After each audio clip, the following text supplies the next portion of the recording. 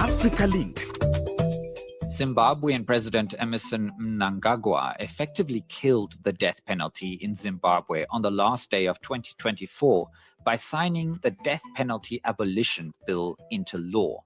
In truth, it wasn't such a shock, as the last formal execution took place 20 years ago in Zimbabwe. But how and why Zimbabwe had the death penalty in the first place, and then came to abolish it with resounding support from all sides no less, is intriguing and might serve as a blueprint for other African nations to follow suit. I'm Cai Nebe. Welcome to Africa Link, the podcast connecting you to the stories that matter.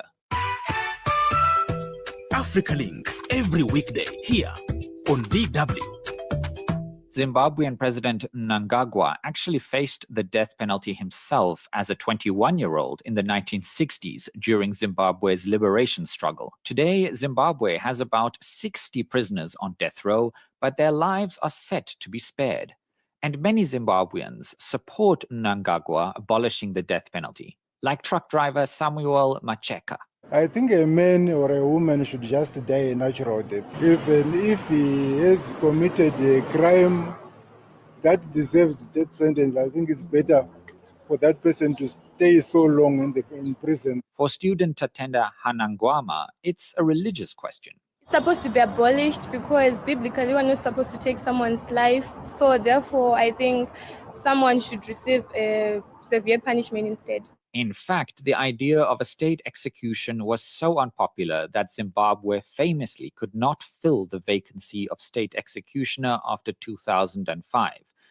But if the death sentence was so unpopular and no one wanted to carry out executions either, why has it taken till 2025 to abolish the death penalty? I'm now joined by DW correspondent Privilege Musvanhiri and Lucia Masuka, the executive director of Amnesty International Zimbabwe. Lucia, I'll start with you. Why was the death penalty in Zimbabwe's law books in the first place, even long after it became an independent country? The death penalty as a form of punishment in a formal justice system was introduced during colonialism in Zimbabwe. So upon the country being colonized, by Britain in 1890, they introduced the common law, which was the Roman Dutch law and the English law. And we ended up as a country now having a dual legal system, the common law and the customary law. So this common law is the one that then introduced the death penalty as a form of punishment in the justice system. Prior to that, the indigenous Zimbabweans never used the death penalty as a form of sentence in the customary law system because the customary law system is restorative in nature. It's not retributive. The onset of the liberation struggle, where the local indigenous people were fighting against colonialism, the death penalty was then used to suppress dissent and to deal with those who were in the forefront of the liberation struggle. Therefore, we have instances or cases of executions of people such as Nehanda Chabwenya Kasikana, a spirit medium who played an integral role during the liberation struggle. We have the execution of Mashonganyika and Chief Chingaira. If you look at Nehanda's case, Nehanda and others, they were accused of murdering a white commissioner by the name Pollard. They were tried in March 1898 and executed on 27 April 1898. So within a month, their trial had been carried out and they had been executed. But we also then note through history that there was an introduction of pieces of legislation which were discriminatory in nature, but which introduced the death penalty. For instance, there was an ordinance that was introduced in 1903, which introduced the death sentence against African men who were accused of attempted rape of white women. Then with the escalation of the liberation struggle and the unilateral declaration of independence in 1965, there were other pieces of legislation that were then introduced, like the Law and Order Maintenance Act of 1960, which introduced various crimes or offenses that were meant to deal with those that were fighting the liberation struggle. For instance, in 1963, they introduced a death sentence in respect of those who were accused of petrol bombing, which is one of the methods that was being used by people who were waging the liberation struggle at that time.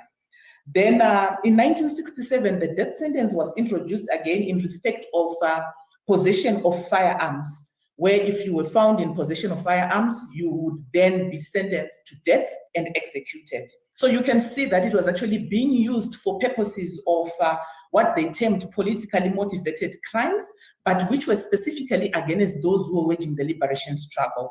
And that's why when this piece of legislation was enacted, from some quarters, there were celebrations as people said, now we have decolonized our justice system because we have removed this form of sentence, which is a relic of colonialism. And then post-independence, the country still retained the death penalty in its statutes. But I think what is significant to note is that there was now a reduction of the number of people who were sentenced to death. Were no executions since 2005 until the abolition of the death penalty on the 31st of December. On the 31st of December, the death penalty abolition bill then abolished the death penalty or dealt away with the death penalty as a form of sentence. And it's interesting you say that, Lucia, because one of the most famous people in Zimbabwe who actually was on death row was in fact the president, Emmerson Mnangagwa himself. Now, I want to come to privilege on this. Following Zimbabwean media, much has been made about the fact that Emmerson Mnangagwa himself says he wanted the death penalty to be removed because he himself had been there. He'd been on death row when he was a young man. I believe he was only 21 at the time. It was during the liberation struggle. How has this been covered in Zimbabwe? Has it been met with sort of exuberance that the death penalty has kind of been abolished? It has been extensively covered in the local mainstream media, and as well as attracted interest from international media. I can't really say there's been exuberance. Of course, it has been received quite well by the community and even citizens in Zimbabwe.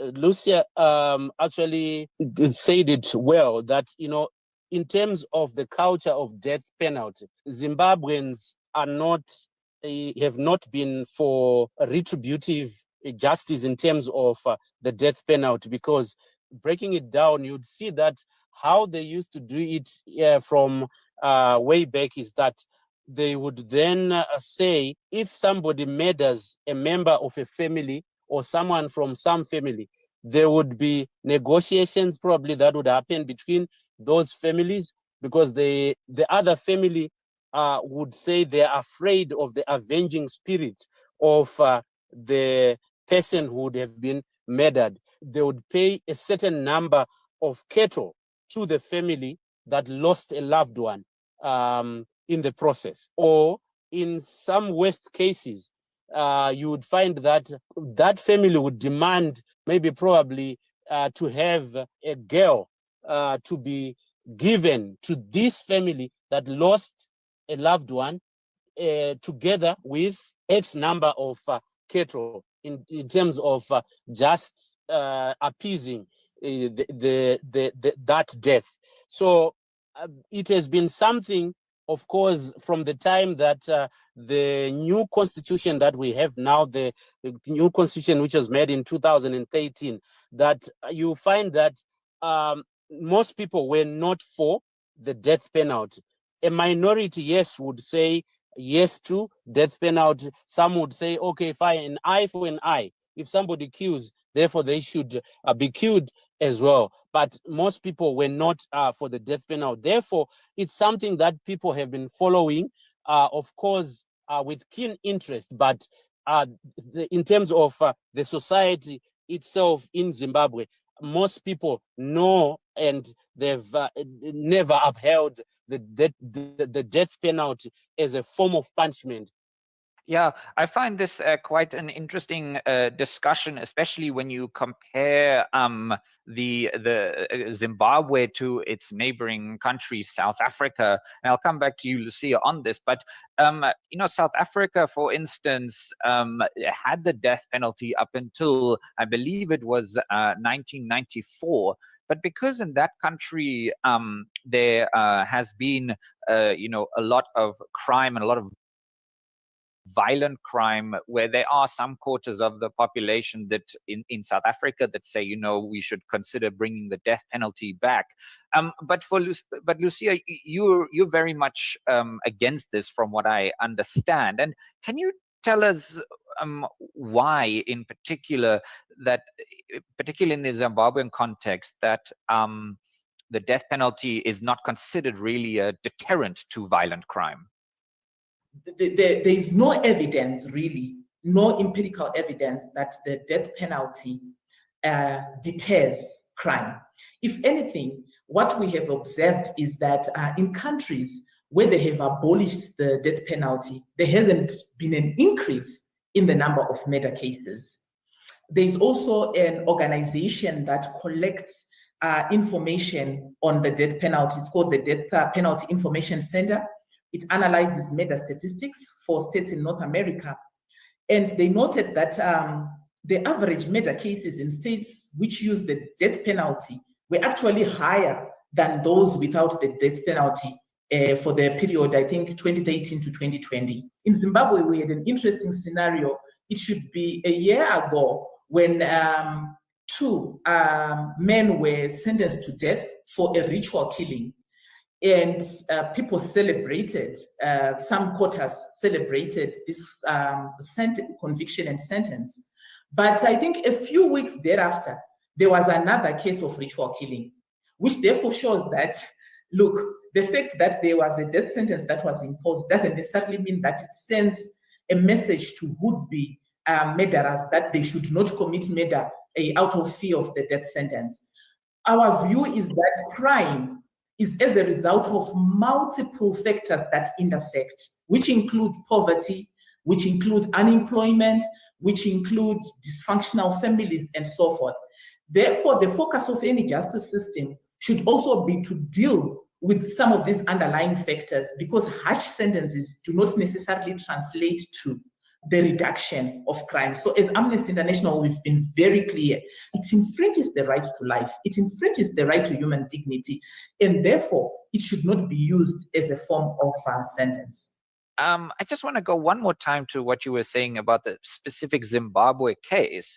What other factors were at play? Because Zimbabwean politicians disagree on almost most things, but this was one thing that actually went through with support from, it seems, all sides. So what other factors were at play there? One of the things that we should not overlook is the fact that the campaigning for the abolition of the death penalty was carried out for some time in Zimbabwe. And what we saw and observed in terms of the de facto moratorium from 2005, where there was no execution, the changes that were introduced by the 2013 Constitution also speak to, I think, policymakers who were of the view that indeed this form of sentence is not a sentence that should be part of the justice system. And this came about as a result of a number of factors, including the fact that under the Universal Periodic Review, reports would be given that highlighted that Zimbabwe must abolish the death penalty. So that's one. But secondly, the president himself publicly stated that he was opposed to the death penalty. So as a leader, when one puts out their position on a certain issue, it also influences a shift in opinions and views in respect of policymakers and the generality of the populace. Then the other factor is the role that then the member of parliament who brought in this piece of legislation as a private member's bill, Honorable Mshoriwa, played in just being brave enough to bring it up. So in the history of the country, again, private members' bills never really made it to ultimately be considered and passed through Parliament. But in this particular case, when he brought it, because there were others also on the other side who were of the view that indeed the death penalty should be removed from our statutes, there was that support. But I must hasten to highlight that when it was initially introduced in Parliament, there were some who were opposed to it, and they publicly stated it, if you go through the handset. But along the way, with the public hearings being conducted, because this piece of legislation or the bill was taken out for public hearings by Parliament, more than 80% of the people that attended the public hearings were very clear to say they were opposed to the death penalty. And the historical perspective as well, because when we took out the bill to the people ahead of the public hearings, we shared with them the history of this form of sentence, which they were not aware of. And what it brought out is that sometimes people, like you say, they say it from an emotive point of view and from an uninformed point of view. And Privilege, I want to come back to you on this because, as a long-time reporter in Zimbabwe, you must have also come across people who, were the families of victims of violent crimes where I believe it's about 60 people are on death row currently in Zimbabwe. Have you been able to speak to people who are directly affected by this, family members of victims of violent crimes where the perpetrator was then put on death row, basically? The reaction to this has been mixed.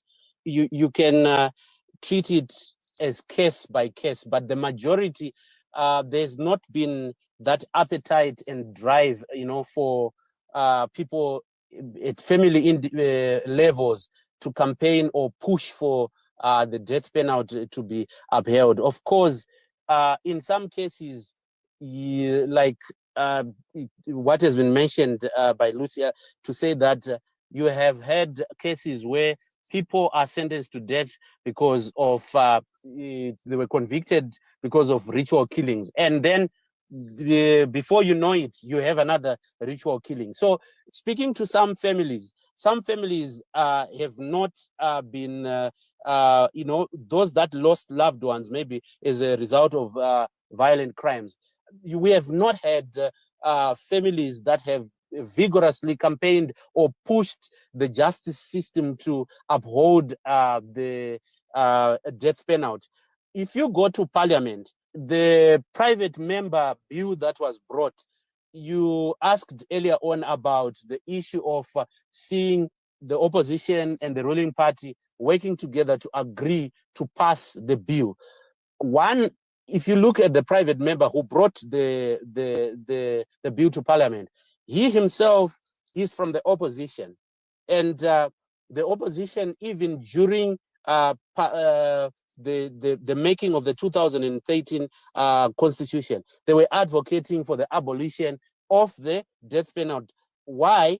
If you look at it, they were also seeing a loophole where the ruling party or even those that are in power at present would maybe have an appetite as well to want to use the death penalty against the opposition supporters. We have had some opposition supporters were even charged and were even convicted and given death sentences for killings that they did not do.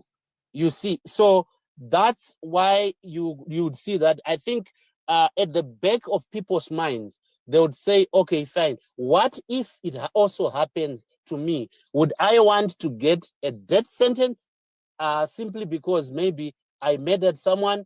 And sometimes when these murder cases are brought before the justice system, when they are brought to trial, you'd see that maybe, yes, someone did it willingly, or someone it was not, they did not do it intentionally to kill somebody. And in some cases, particularly on the political side, some activists would be charged for political violence and be given sentences like the death sentence for crimes that they did not commit. That's a good point you raise, Privilege, about that, because the other thing I wanted to quickly discuss with Lucia is can you discuss a little bit the loophole in the law in which the government could perhaps reinstate the death penalty? Is there provision for that, for example, during a state of emergency? Because at the end of the day, it's, the death penalty is effectively the state killing a person. And if the state decides somebody, no matter what crime they actually end up committing, if the state decides that they deserve the death penalty, then it is the state killing them. So in which situation could provision be made for the death penalty to be reintroduced, even on an emergency basis? The piece of legislation that was enacted on the 31st of December provides for the possibility of the invocation of the death sentence under the Defense Act. What is important to note is that the Defense Act is applicable to military officers and not civilians. So essentially what this enactment is saying is that during a public emergency, when a public emergency has been declared, the automatic suspension of the death penalty, which took effect from the date of the enactment of this piece of legislation, that immediately when a public emergency is declared, that suspension will be uplifted. The automatic suspension of the use of the death sentence under the Defense Act will be uplifted, and the death sentence will be applicable during the period of the public emergency, which therefore means that if a person commits a crime, a military officer commits a crime, is tried by a martial court or a military court, and is convicted of murder and is sentenced to death, that death sentence is recognized. However, upon the ending of the public emergency, we then revert to a situation where the death sentence is then suspended again. So that's how it is worded. So it can be reintroduced during public emergencies, specifically in respect to military officers. And that is, for us as Amnesty International, something that is undesirable, because as an organization, we have always said that we oppose the death penalty in all circumstances, regardless of the nature of the offense, the person involved, the innocence or otherwise. And therefore, we are urging the government to consider repealing or to actually repeal this particular provision that talks of the possibility of the reinstatement of the death sentence under the Defense Act during public emergencies. Africa is changing. Don't get left behind. Tune in to Africa Link. Just a quick interjection here. That message of progressing past the death penalty is currently being hotly debated in Liberia, Ghana, and Kenya. It has been 25 years, quarter of a century, since the last person was executed in either of those nations. It's especially a talking point in Nairobi, Kenya, while some, like Matthew Olu, are not fussed about seeing the death penalty abolished per se. So it doesn't really matter when it is scrapped or not scrapped, because it has been decades since the last person was hanged, who was Zakayo Chuka, after he committed a capital offense on treason. It should just be elected to be in place so that it scares people, because Kenyans have become so much egocentric. Other ordinary Kenyans like Paul Ibrahim and Victor Njage are more direct. I believe that Kenya should actually scrap the death sentence, because I believe that everyone does have the right to live. Despite you being allowed to live, you must also serve your sentence, because a death sentence is pretty much an escape from you having to spend years in prison to be able to understand the severity of the crime that you have committed. Kenya should scrap the death sentence completely, as other African countries have. I feel it also denies people the chance to mend their ways and become a better person in society. With this in mind, we do have to remember that a number of sub-Saharan African nations still have the death penalty. This includes Botswana, Tanzania, Cameroon, the Democratic Republic of Congo, Ethiopia, and Nigeria. Now, coming back to Lucia Masuka, I think a real question one really has to ask is, Where does this leave other African countries when they see that Zimbabwe has made this strong statement saying basically we are done with the death penalty? It does send a message to other African countries to say, please follow suit. I think in our statement, we referred to it as a beacon of hope to those who are campaigning for the abolition of the death penalty. Because what it says is that, look, if you are still using this form of sentence, you are now amongst the isolated few, because over 2/3 of the world has moved towards abolition. As a country, we do recognize that in terms of our obligations under international treaties, under international norms and standards, we need to advance the right to life and the right to human dignity. We foresee a situation where those countries that may have pending pieces of legislation like Kenya also following suit. But what I should also highlight is that there has been progress, though slow, because if you look at where we've come from across the world, I think when we started this campaign as Amnesty International, there were just 16 countries that had abolished the death penalty. And now we are talking of, depending on the classification that is used by the organization that is reporting as Amnesty, we are talking of 113. With other organizations, they're talking of 144 countries. It sends that message to say we should move towards removing this cruel form of punishment from our statutes. That's where we will have to leave things for today. You can join us on our Facebook page, DW Africa, to keep up with the latest happening across Africa. Listen to us on Spotify or wherever you get your podcasts.